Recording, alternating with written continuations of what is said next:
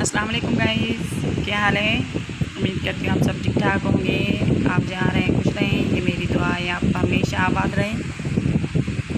जी तो guys I am back, welcome back to my YouTube channel. मैं बहुत सारे दिनों के बाद आज फिर से आई हूँ अपने यूट्यूब चैनल पे।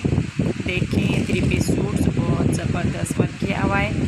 आई होप आप सबको ज़रूर पसंद आएंगे। जैसे सारी चीज़ें आती हैं, इसका दुपट्टा जो है क्रिकल का है और लान स्टफ़ नहीं, ये कॉटन स्टफ़ है।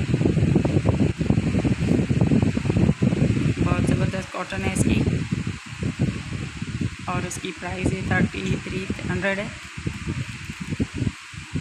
अगर किसी को बाय करनी हो तो प्लीज़ मुझे कमेंट्स में ज़रूर बताएं। मेरे चैनल को सब्सक्राइब करना ना भूलें।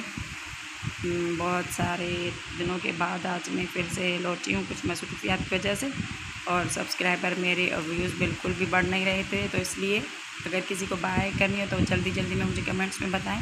Thank you for watching. अल्लाह हाफिज़।